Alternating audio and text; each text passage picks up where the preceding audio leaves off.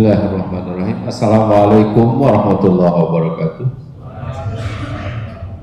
Alhamdulillahirabbil alamin wassalatu wassalamu ala asyrofil mursalin wa ala alihi wa ashabihi wa man ihtada bi hidayatihi ila yaumiddin. Masyaallah kan wa ma lam yasha lam yakun. La haula wa la quwwata illa billahil aliyyil azim. Wa ba'd. Baiklah jemaah sekalian, alhamdulillah kita bersyukur pada kesempatan pagi ini dalam acara Subuh Akbar. Subuh Akbar sebetulnya kita mengenang zaman almarhum Bang Odet ya, dari masjid ke masjid gitu ya. Alhamdulillah malam ini subuh ini kita bisa mengawali. Mudah-mudahan ada subuh-subuh berikutnya yang terus kita jaga dengan subuh akbar ini. Dan Bapak dan Ibu sekalian, rangkaian acara pada kesempatan subuh ini insyaallah akan diisi pada subuh akbar kali ini oleh Benhan ya, Kiai Haji Benhan Syarifudin, tetapi nama bekernya Benhan. Ahlan wa sahlan A. Jadi kalau kesini mau nggak ketemu kebuli A. Biasanya kalau diundang oleh Benhan itu yang namanya nasi kebuli, kusari, makanan-makanan Arab selalu disediakan. Wah, luar biasa ini. Dai yang bukan diamplopi, tetapi dai yang menyuguhi, itu luar biasa ini. Saya terinspirasi sekali sama AA ini, luar biasa. Kemudian yang kedua Haji Yandian Sofyan ya. Nanti di sesi kedua itu akan sosialisasi tabungan umroh ya, sosialisasi umroh dan haji, dan mudah-mudahan dapat bocoran beliau ini sekarang menjabat ketua PAM Paguyuban Alumni Al-Azhar Mesir, juga tahun ini insya Allah di Pinang ya, meskipun beliau ini saya tahu adalah aktivis di NU tetapi tahun ini caleg dari PAN Kota Bandung. Mudah-mudahan. Yang jelas kita mau di PKS, mau di PAN, mau di PKB, semuanya dari alumni Mesir, semuanya disatukan oleh pembina terutama yang menyatukan bahwa di mana apapun semuanya agar dapat dirasakan kemanfaatannya. Baik, nanti sebelum sarapan mungkin sosialisasi tabungan umroh, kemudian penutup, dan diakhiri sebelum sarapan kita di belakang tuh ada tanah wakaf kurang lebih 350 meter. Nah mudah-mudahan dengan dilihat oleh siap ngabalakan lah untuk memulai pembangunan ini insyaallah. Karena ini konsen bukan untuk kaya sendiri tapi ingin mengayakan sesama teman-teman. Amin Allahumma amin. Demikian. Kita langsung saja kita sambut AA Benhan. Ahlan wa sahlan. Bismillahirrahmanirrahim. Assalamualaikum warahmatullahi wabarakatuh.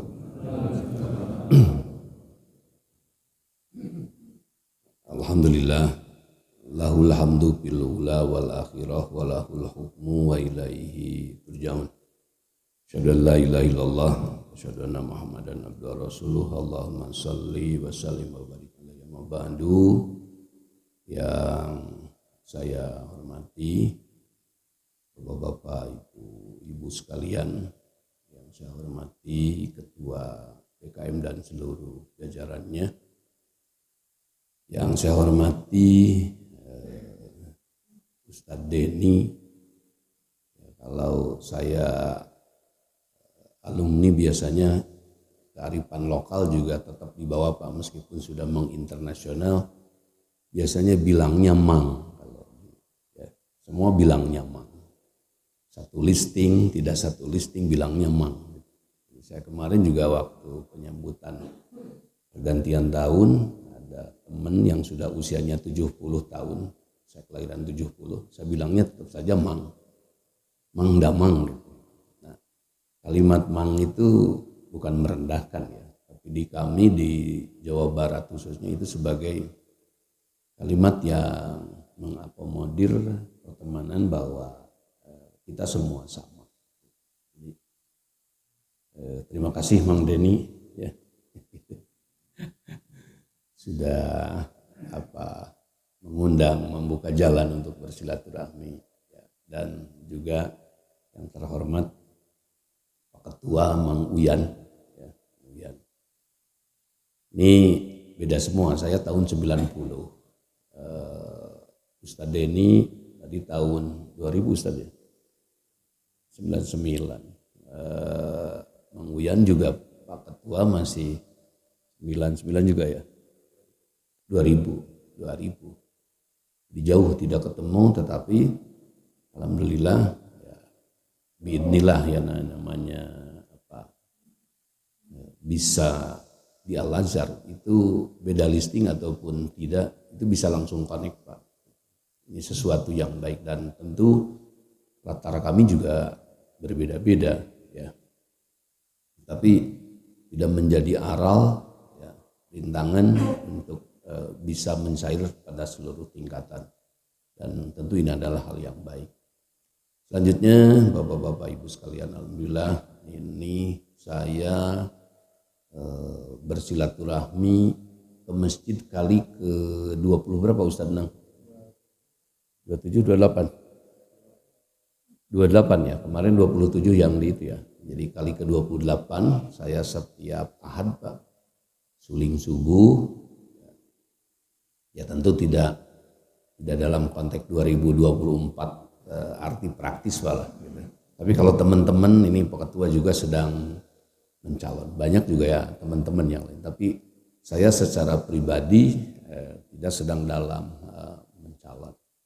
Lebih kepada saya mungkin melakukan silaturahmi dengan silaturahmi tadi bagaimana tetap menjaga ukhuwah musliman, keislaman dan tetap menjaga kebangsaan. 3 konteks ya. Meleburlah dalam keislaman, meleburlah dalam kemusliman, yang ketiga meleburlah dalam kebangsaan. Mungkin konteks itu yang harus tetap kita pegang ya.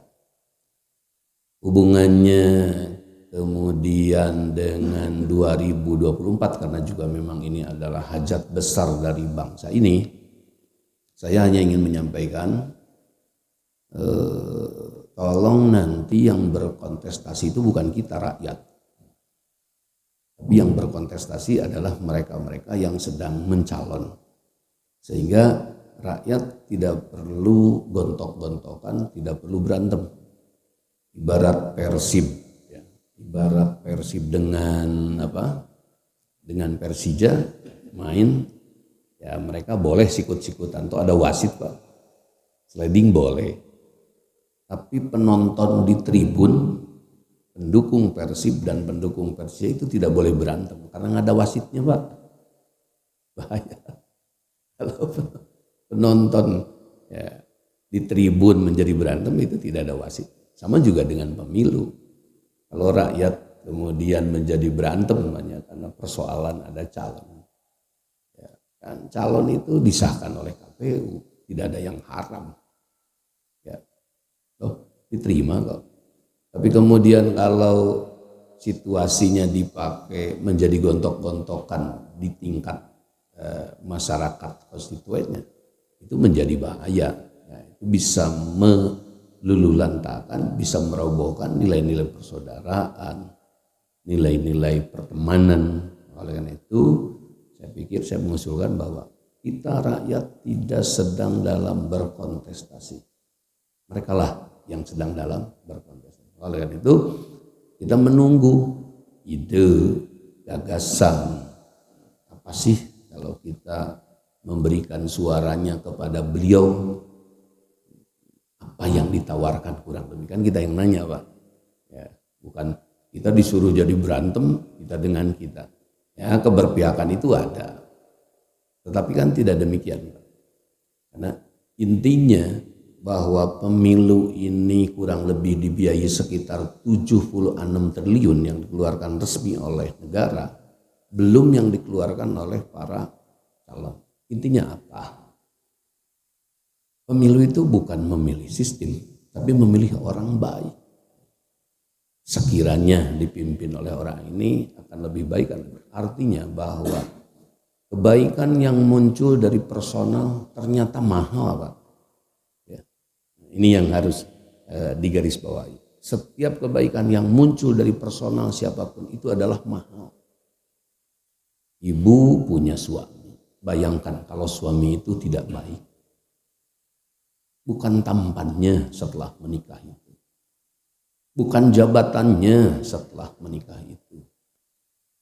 Bukan berapa kekayaannya, tapi kebaikan di dalam ketampanannya. Tetapi kebaikan di dalam jabatannya. Tetapi kebaikan di dalam harta dan kekayaannya. Itu yang akan tersisa. Dan itu yang dicari. Sama juga bapak-bapak. Tidak pada cantiknya setelah menikah itu. Tidak pada siapa dia dan keturunan siapa. Tapi apakah dia menjadi personal yang baik. Sama pun begitu Pak. Puncaknya kalau pemilu itu nanti memilih RI1. Bukan pada siapanya. Tapi apakah kebaikannya itu akan ada.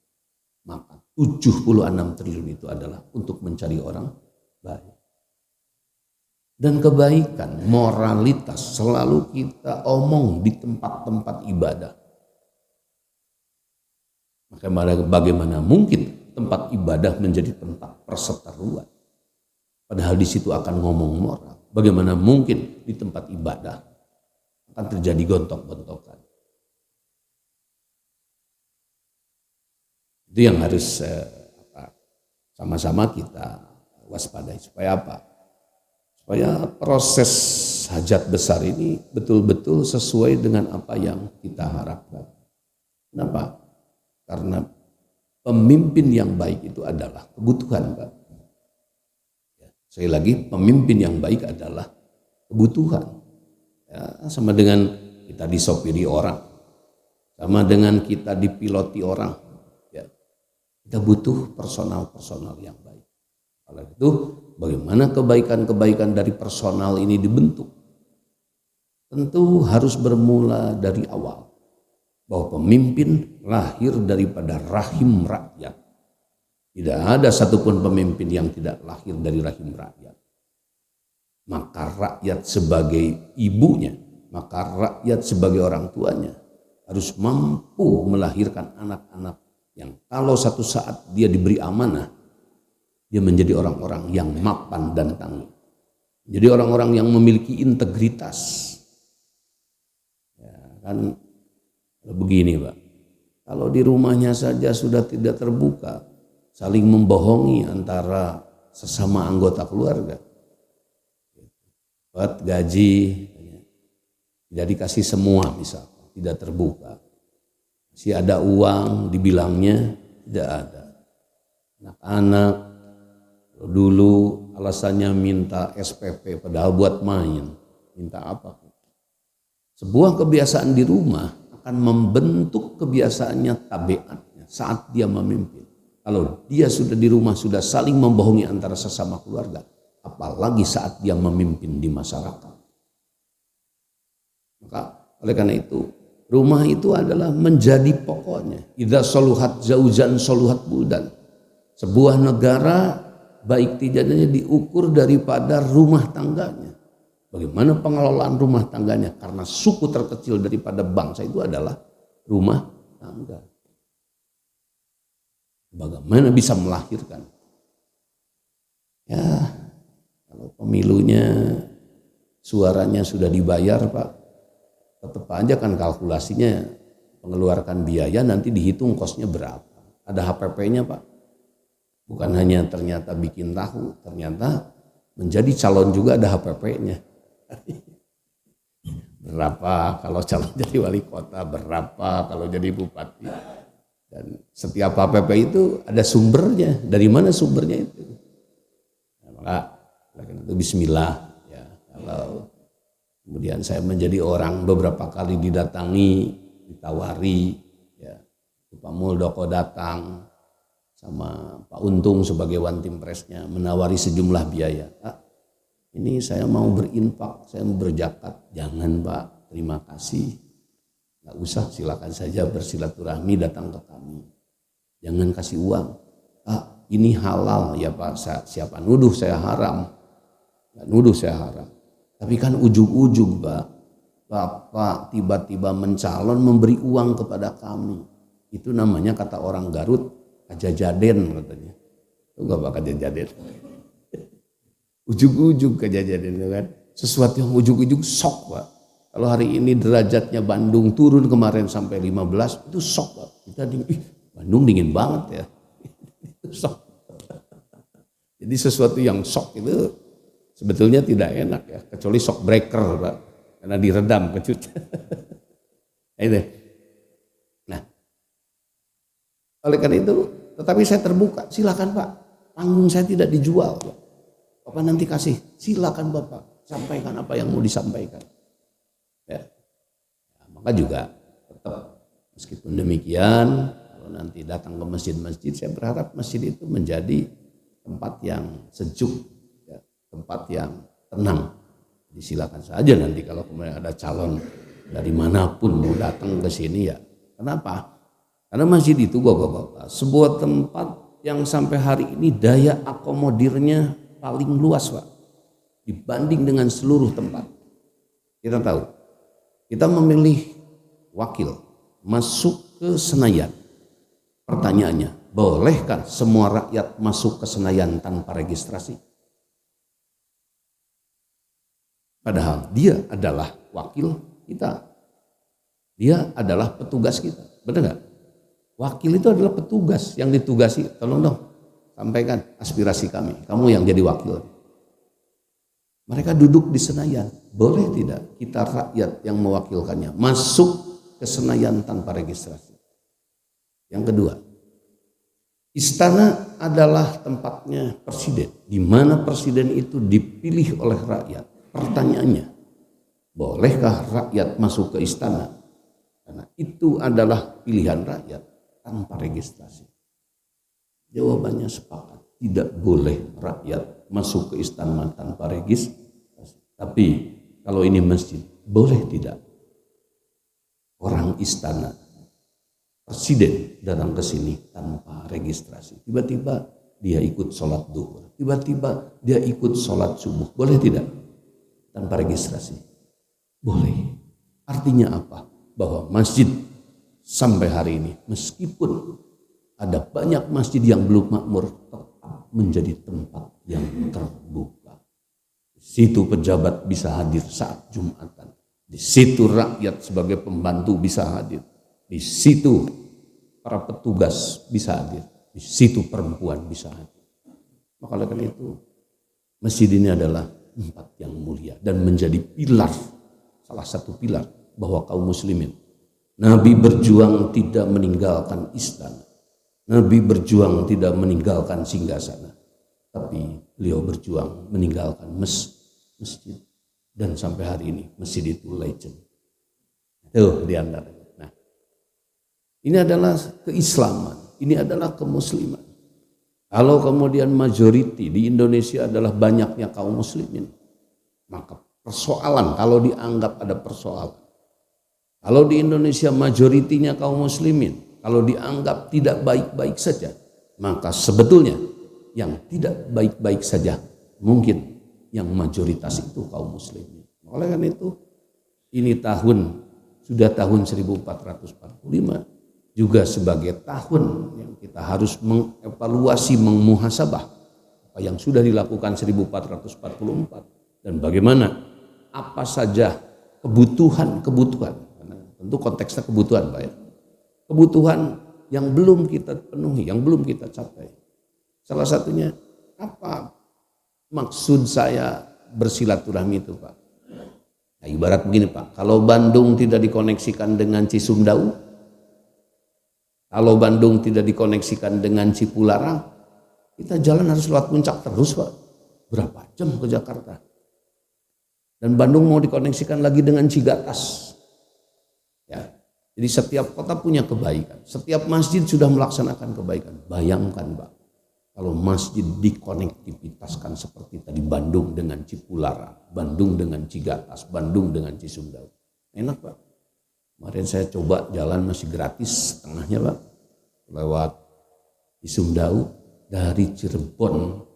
Dari sini ke Cirebon itu Pak. Ya, itu cukup saja butuh waktu 2 jam. Yang sebelumnya kita ngabisin 4 jam Pak.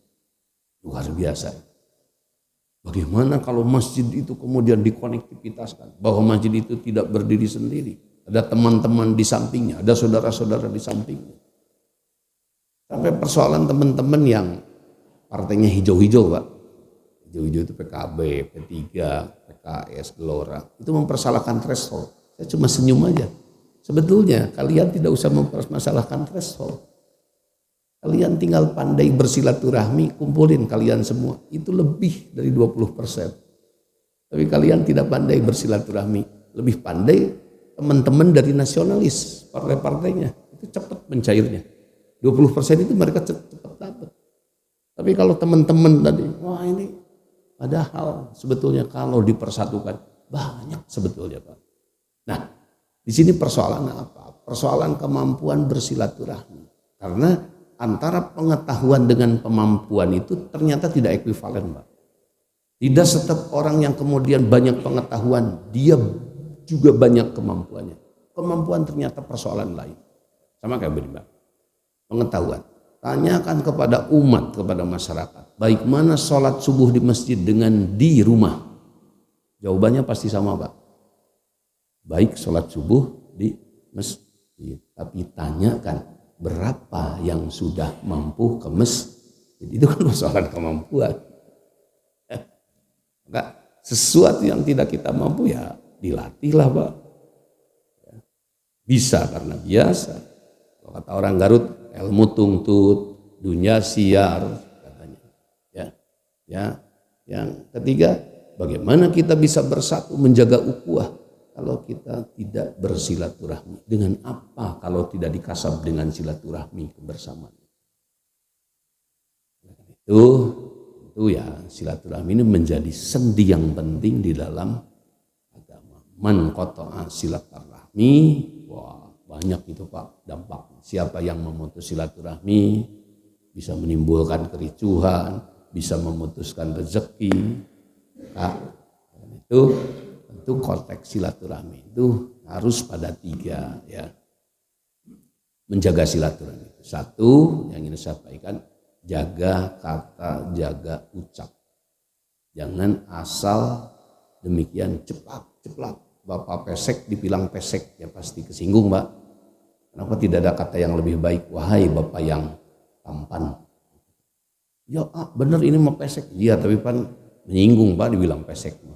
Wah Bapak yang pesek, yang pendek, yang hitam. Waduh itu mah bukan mau silaturahmi. Yang kedua, tadi setelah jaga kata, jaga ucap, jaga rasa, hargai perbedaannya. Ya, karena nanti perbedaan-perbedaan itu ada yang harus dihargai. Hargai saja, karena tidak setiap yang berbeda juga lawannya. Tidak setiap yang sama temannya. Maksudnya gimana? Setrika sama kulkas beda tidak? Beda, satu panas, satu dingin. Tapi belakangnya sama tidak? Kalau di belakangnya nyetrum, karena belakangnya 220 volt. Itu temennya Pak. Ibu-ibu saat haid tidak sholat, bapak-bapak sholat tidak? Sholat harus selalu. Yang satu tidak sholat, yang satu sholat. Itu lawannya bukan? Bukan. Yang satu diperintah oleh Allah tidak sholatnya, haram karena haid. Yang satu juga lelaki karena tidak haid ya selamanya sholat. Polisi lari ke arah barat, pencuri juga lari ke arah barat. Sama-sama larinya ke arah barat. Yang satu dikejar, yang satu mengejar. Itu temennya apa lawannya? Lawannya. Meskipun sama-sama arah, kenapa? Karena yang satu sedang posisi dalam buronan, dikejar, yang satu sedang mengejar. Maka itu penting untuk dapat bersama itu meletakkan sendi atau dasar hargailah perbedaan, hormati. Yang ketiga adalah sepakatilah hal-hal yang sudah disepakatinya. Saya pikir sholat berjamaah itu tidak ada yang khilaf. Mungkin yang khilaf ya masalah furu'iyahnya, kunut tidak kunutnya, tapi kan tidak membatalkan sholat berjamaahnya, ya kan? Itu salah satunya. Itu diantaranya.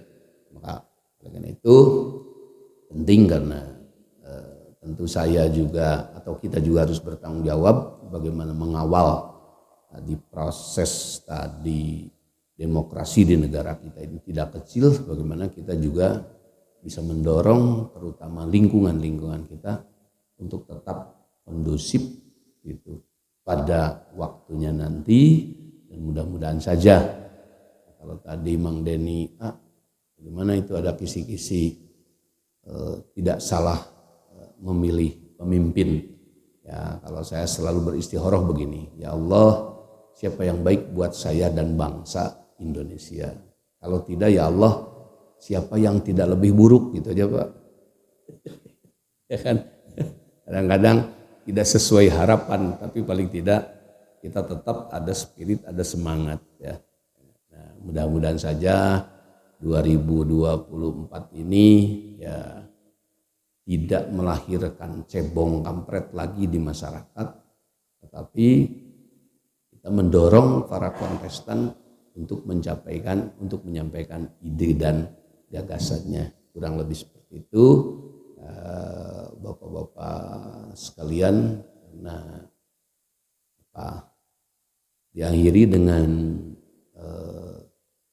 seberapapun ya mencalon hanya periodik Pak, 5 tahun sampai 10 tahun lah, paling juga 2 periode, tetapi kita hidup di masjid akan selamanya ya.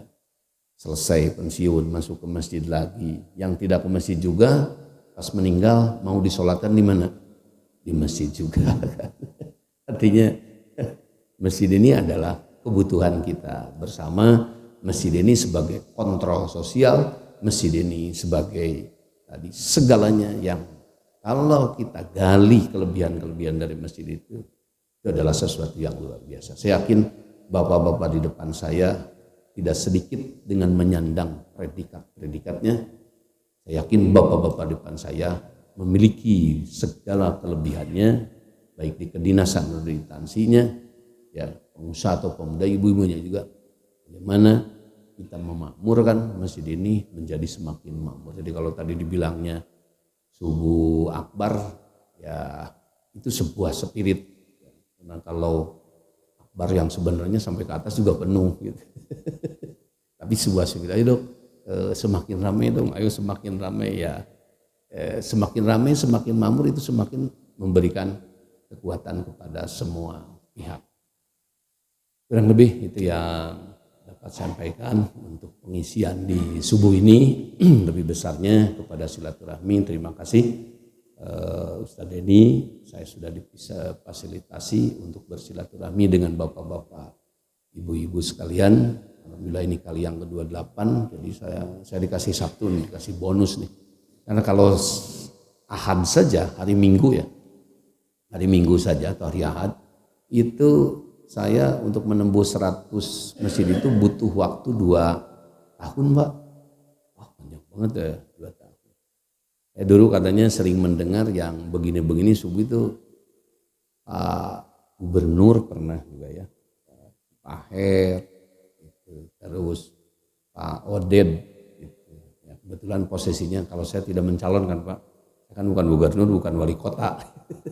Tapi alhamdulillah respon selama saya kemudian yang sudah itu ternyata menambah persaudaraan, menambah pertemanan. Tak kenal maka tak sayang. Saya nama sendiri Bengan Syarifudin, bukan China Pak, asli Sunda dari Garut. Karena ayah dulu senang baca Kopingho, sebetulnya nama aslinya dulu Muhammad Ali Imran Rosyadi, Tapi beliau senang baca Koping Ho, pulang ke rumah, ada namanya Bengan, akhirnya masuk ke ijazah, masuk ke KTP jadi Bengan. Waduh ini, ya karena ayah saya namanya Syarifuddin, biar juga ketahuan ini ada Islamnya ya ditambah saja sudah Bengan Syarifuddin. Itu Syarifuddin saya sendiri yang nambahnya gitu. Karena pas ke Arab itu nggak boleh kan Pak, Bapak minta pisah kasih satu nama. Ini anak lahir dari batu apa? Nggak boleh kan? Itu harus menyertakan 3 nama, nama ayah dan nama kakek. Jadi Bengan Syarifuddin Bahrudin kurang lebih seperti itu. Saya kelahiran 70, saya sebagai jajaran pembina dari alumni Al-Azhar, juga saya sebagai pimpinan dari satu majelis tarbiyah. Anak saya 7, lelaki 3, perempuan 4. Ternyata setelah ke Bandung, banyak banget, astagfirullah. Memang rata-rata anak 2. Saya anak dari ibu saya yang nomor pertama. Seluruh anak ibu saya itu 12. Jadi kalau dulu zaman KB cukup saja 2, kalau ibu saya 2 ditambah 11. Jadi 12. Banyak gitu. Alhamdulillah sudah pindah domisili dari Garut ke Bandung 1 tahun. Sekarang tinggal di Sumbersari, Kecamatan Bacip, Babakan, Ciparai. Mudah-mudahan saja silaturahmi ini bisa memberikan banyak berkah kepada kita semuanya. Mungkin itu barangkali kalau mau ada dialog juga monggo ya, kalau ada dialog juga monggo ya, sama-samalah ya, monggo barangkali Pak.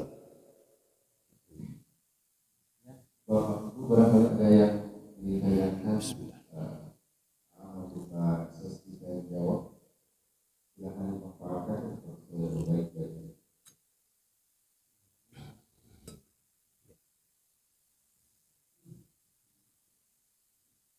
Assalamualaikum warahmatullahi wabarakatuh. Waalaikumsalam.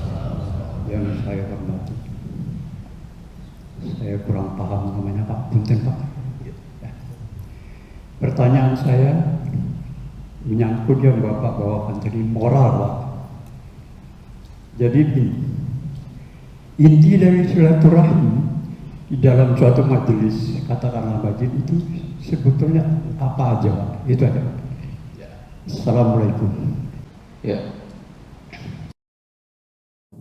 Silaturahmi itu adalah dari 2 kata ya.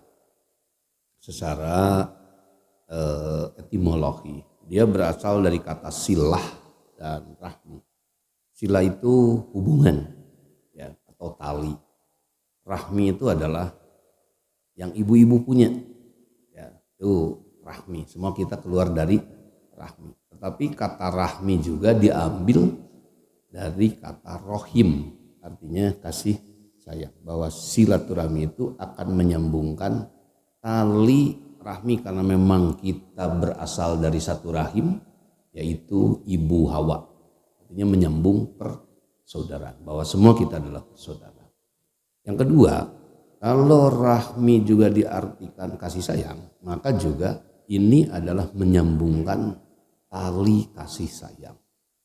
Lalu apa wujudnya kasih sayang itu? Yang selalu kita baca diawali setiap surat itu, Bismillahirrahmanirrahim, atas nama Allah yang maha kasih dan maha penyayang.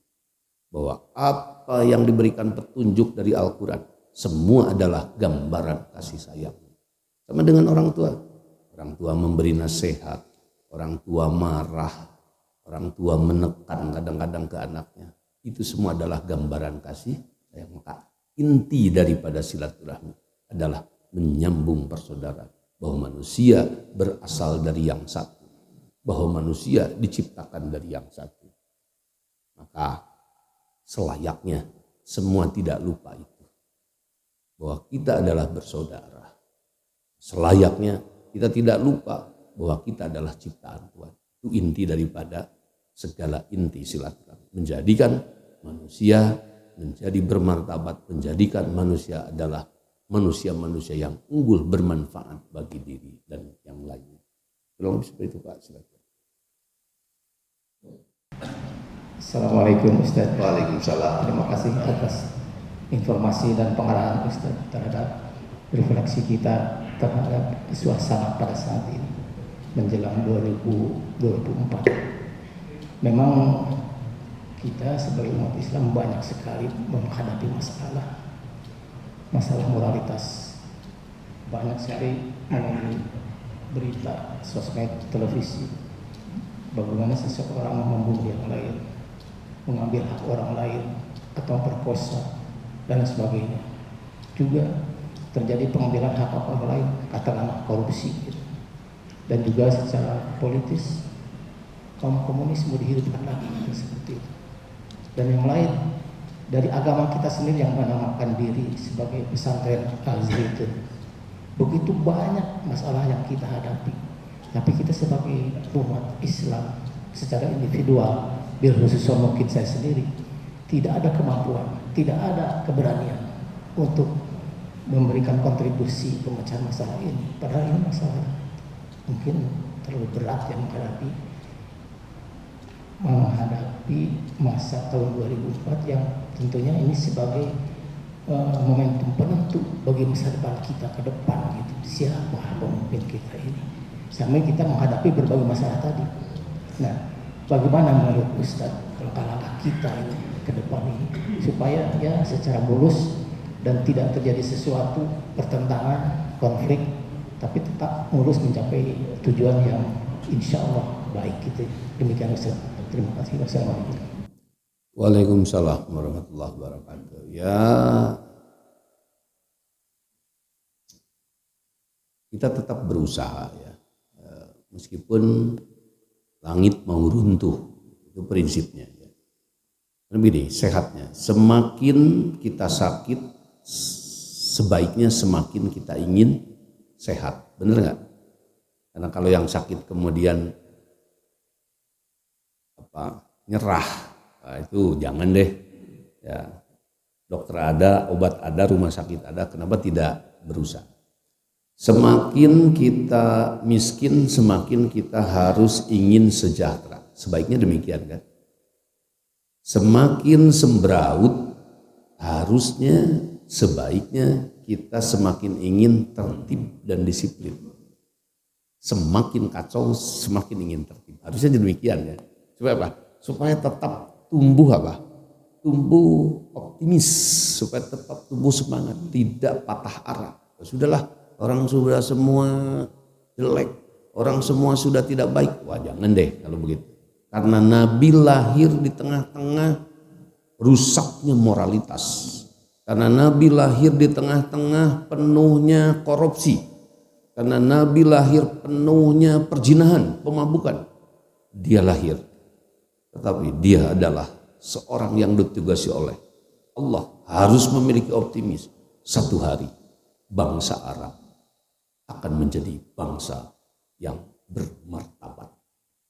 Kalaulah itu tidak mendasari Nabi, tentu dia tidak akan berjuang. Sama juga kita Pak. Ya, sebetapapun Indonesia ini kacau balaunya, tetap harus menjaga. Kenapa? Karena kebutuhan manusianya adalah kebaikan. Kalau sekarang misalkan jalan yang tidak baik-baik saja, mungkin belum ada alternatifnya Pak. Ya, persoalan pemimpin tadi. Saya tidak mengacu kepada siapa-siapanya, tapi kriterianya mungkin yang harus lebih dipahami. Siapanya bisa diisi oleh siapa saja. Tapi nilai-nilai kebaikan yang akan dibawa. Kalau tidak juga kita harus realistis. Saya mengusulkan, ya paling tidak yang lebih baik. Karena juga kalau di negara tidak ada pemimpinannya, ya masa iya Belanda mau masuk kembali Pak. Nah itu diantaranya. Nah ini sekali lagi, persoalan-persoalan tadi keumatan ini dari mana masuknya? Saya menawarkan sebuah opsi, kenapa tidak dari masjid yang tempat kita berkumpul dengan berbeda-beda latar. Tapi bagaimana sebuah kebutuhan akan kebaikan bisa diobrolkan dengan senang hati dan elegan di sana. Tidak kemudian ini menceritakan kebaikan, tapi keluar dari kebaikannya itu sendiri. Katanya ceritanya kebaikan, tapi kadang-kadang jadi gontok-gontokan. Jadi apa? Kenapa tidak dibicarakan? Kenapa tidak terbuka dengan kekurangan? Ibarat di keluarga, Pak. Harus terbuka dengan kekurangan, artinya bahwa setiap kekurangan harus bisa dikomunikasikan. Itu keluarga yang sehat. Kita sebagai manusia tentu jauh dan tidak sempurna, tapi paling tidak kita berusaha ingin menjadi baik. Maka keterbukaan di dalam membahas, membicarakan apa yang menjadi kebutuhan hidup dan kehidupan, baik di rumah tangga, hidup dan kehidupan, berbangsa, bernegara juga. Nah, karena itu ya ibaratnya begini, Pak. Kalau rakyatnya lebih dewasa, salah tidak ya? Daripada mungkin pemimpin atau pejabat yang belum dewasa. Atau begini, kalau Bapak punya anak lebih dewasa, bangga tidak? Pasti bangga, Pak. Ilmunya di atasnya, kebijakan di atasnya, wah bangga sekali pasti. Dan itu adalah orang tua yang berhasil. Nah, gak apa-apa. Kalau pejabat, calon pejabat belum dewasa hari ini bikin perseteruan dalam pemilu ini, rakyat diadu-adukan, artinya mereka berharap bahwa rakyat itu harus berantem. Itu adalah sebuah ketidakdewasaan. Marilah kita sebagai rakyat yang berdewasa. Enggak, kenapa saya mesti berantem? Kamu yang harusnya mesti adu gagasan. Kamu yang mesti harusnya berdebat, bukan rakyat. Rakyat hanya menonton saja, menikmati. Bagaimana permainan antara Persib dan Persija ini? Bagaimana permainan antara Persib dengan PSSS Medan misalkan, dengan Persebaya? Kita hanya menonton. Menjadilah rakyat yang. Nah, mudah-mudahan dengan silaturahmi semakin bersama masjid ya. Nanti juga yang tidak mau benar, yang tidak mau lurus ya malu sendiri, Pak. Sama kayak di Mekah, Pak. Bapak umroh, Bapak haji, benar nggak? Di sini datang adzan, orang terus tidak berhenti dagang, ya, bekerja, apa datang ada Allahu Akbar. Tapi kalau di Mekah, Pak, Allahu Akbar, semua toko tutup, terus kita diam, ya kita malu sendiri. Orang semua toko ditutup, yang ngambil wudhu berangkat ke masjid, ternyata disistemkan. Sama dengan tahun 90 saya transit di Singapura. Waktu itu pesawat masih ada area smoking. Di Singapura 90 saya masih merokok, Pak. Sekarang tidak. 90 merokok di Changi itu si celacahnya saya taruh di atas tangan karena melihat betapa disiplinnya di Singapura. Tapi di Indonesia dan tahu di Indonesia bersih di rumahnya tetapi tidak bersih di lingkungannya. Bersih di halamannya tetapi tidak bersih di lingkungannya. Tahu tidak? Bapak jalan ke Garut, Bapak jalan ke Tasik, suka ada yang lempar apa? Betul di kampungnya bersih, betul di rumahnya bersih, tapi itu sampah dilempar di mana? Di kebun orang, di jalan orang. Waduh, saya bilang bersih sepihak, tidak bersih secara menyeluruh. Itu diantaranya. Nah, seperti ini, itu persoalan-persoalan.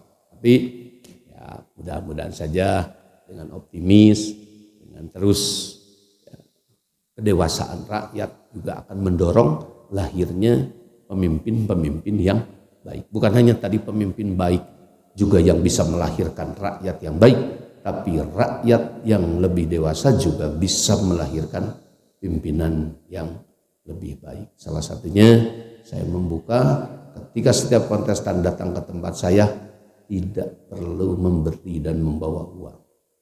Tapi marilah berbicara kebaikannya.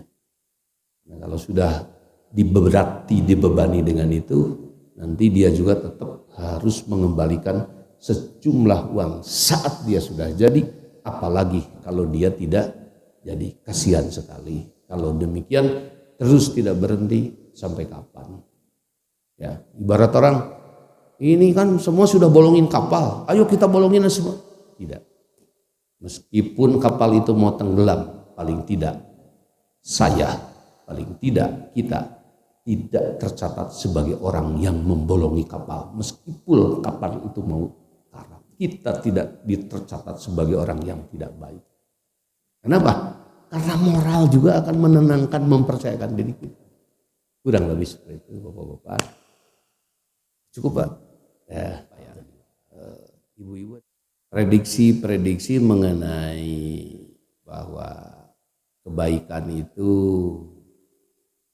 kadang bisa di atas, kadang bisa di bawah. Al-Quran juga menyampaikan, watilkal ayamu nudawil. Dan kalau membaca sejarah, Pak, kebaikan itu mendominasi di atas per 700 tahun. Bisa juga kebaikan di bawah per 700 tahun. Ini salah satu contohnya. Boleh tidak, Pak, kita menyerang kampung orang dengan alasan apapun? Misalkan orang Bandung menyerang Garut, boleh tidak dengan alasan apapun? Meluluh lantakan infrastrukturnya, boleh tidak? Tidak boleh dengan alasan apapun. Benar nggak? Atas nama kemanusiaan, tahun 92 Amerika menyatakan menginvasi pukul 00 negara Irak, diporak-porandakan. Kalau dianggap pemimpin Saddam Hussein diktator, seburuknya diktator Saddam Hussein tidak memutuskan aliran listrik. Seburuknya Saddam Hussein sebagai diktator tidak memutuskan jembatan. Paling dia hanya nangkep lawan-lawan politiknya. Tapi saat negara Amerika masuk atas nama kemanusiaan sampai hari ini, Irak belum pulih. Itu salah satunya. Artinya di sini siapa yang mendominasi? Kok sepihak? Saat tim-tim tahun berapa itu bisa diambil alih. Tapi saat Palestina, kenapa tidak? Saat Ukraina diserang, maka itu menjadi lawan bersama, common enemy. Nah, ini lebih kepada prediksi-prediksi sejarah itu ya seperti itu. Nah, kalau kemudian tadi disampaikan per 700 tahun, ini sudah 1400 tahun secara sejarah. Nah, ini biasanya mudah-mudahan Bapak-bapak, ya harapan kita semua akan kembali kebaikan mendominasi di atas. Ya, karena kebaikan juga tidak mesti di atas, kadang-kadang di bawah. Ya, mudah-mudahan kembali lagi kebaikan itu hanya memang butuh generasinya itu, butuh abadnya selama perubahannya selama 100 tahun. Ini 1445, kalau satu abad untuk perubahan tinggal 55 tahun lagi. Mudah-mudahan saja, karena juga saya umur tidak akan sampai. Kalau bapak-bapak juga sama-sama, tapi paling tidak bismillah, kita ada usaha, kita ada upaya, kita hari ini silaturahmi, ya mudah-mudahan saja menghasilkan. Ya, kenapa? Karena katanya orang mukmin itu bukanlah orang mukmin di sebelah tangan kanannya ada benih kurma dan dia tahu besok mau kiamat. Artinya kiamat itu hancurnya jagat raya, kecuali dia menanamkannya terlebih dahulu. Saking apa? Saking optimisnya. Tidak apa-apa. Kebaikan yang kita torehkan hari ini, ya, itu akan ada catatannya sebesar biji apapun kalau kata Allah. Ya, Pak. Karena itulah hadis-hadis tadi yang sampaikan, ya akhirnya juga kita tetap harus optimis bahwa Tuhannya masih ada kok. Tuhannya masih ada, semangatnya masih ada. Wah, saya saja masih segar-segar hari ini. Silah ya, kita semakin makmurkan masjid, kita semakin bersilaturahmi, ya, mudah-mudahan kebaikannya akan muncul. Sekian mungkin yang dapat saya sampaikan. Cukup Bang Denny dari saya, barangkali bapak-bapak juga terlalu panjang Pak ya, ini rada-rada ini. Ada teman saya mungkin yang mau menyampaikan sesuatu. Mungkin sekian bapak-bapak, terima kasih saya sudah didengarkan. Terima kasih saya sudah ditanya. Ya, terima kasih saya sudah bisa silaturahmi kepada semua jamaah Bapak Ibu yang berada di Masjid Al Muhajirin ini. Walhamdulillahin. Wassalamualaikum warahmatullahi wabarakatuh.